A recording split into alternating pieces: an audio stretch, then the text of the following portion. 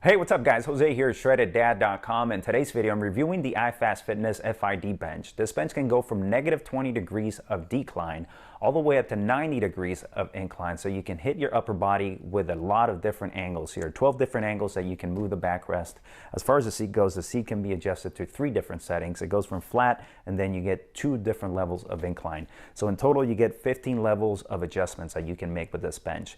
Now the bench is very lightweight. When I got the package, it was very easy to move around. And as a matter of fact, I can probably lift it up very easily off the floor here. It weighs about 42 pounds. It does have a weight capacity of 600 pounds, so it's a very strong bench. Now, as far as the configuration of the bench, you have a wider leg area or base on the top of the bench here, and then a more narrow area down here, very similar to the Power Block Sport bench I reviewed not too long ago. And that comes with pros and cons.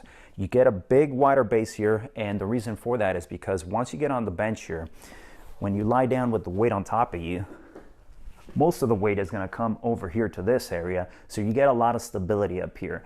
Now, with the narrow base on this side here, you lose a little bit of stability if you go real heavy. If you don't go real heavy, it's not a big deal.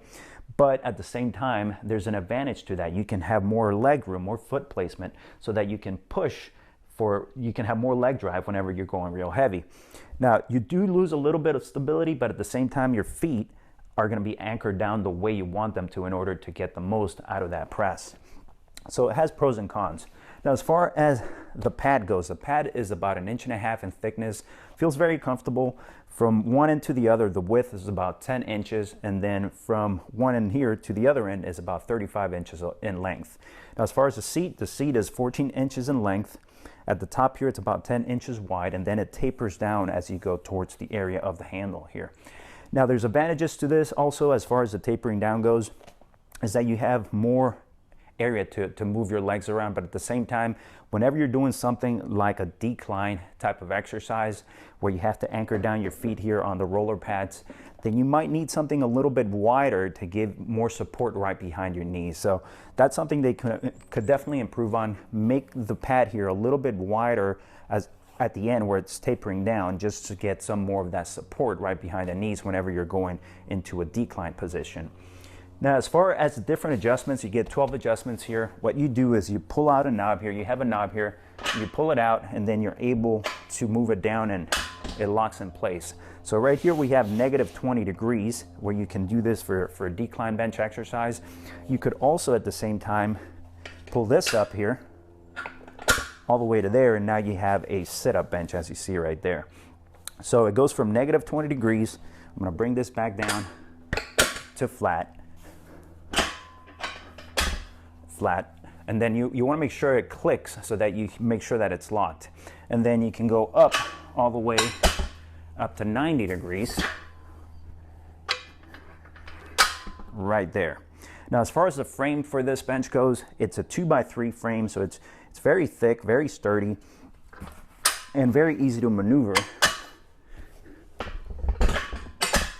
Once you grab the handle on this end, I can just move it around on the wheels here in the front. Okay, so you got the wheels there. It's a very light bench to begin with, but the wheels make it easier to just roll it around. And on this side over here, you have the leg rollers, of course, with the handle. The leg rollers are going to give you support whenever you're doing any sort of decline bench or sit-up movements. And then the handle here just makes it easier to roll it around. Overall, I think it's a good bench. As far as pros goes, the pros is that it has 12 different levels of adjustments on the top here, 3 different levels of adjustments here on the bottom. So it's a complete FID bench. You can go from flat, incline, decline, hit all your bench presses. You can do back rows, different exercises like sit-ups. So you can get a whole lot of exercises out of the bench itself. Very lightweight, very comfortable to lie in.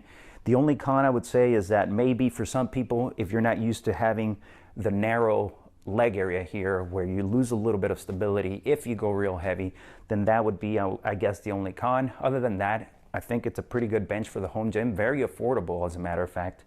And if you want to learn more about it, make sure you click the link below this video for more information, or leave me a comment below.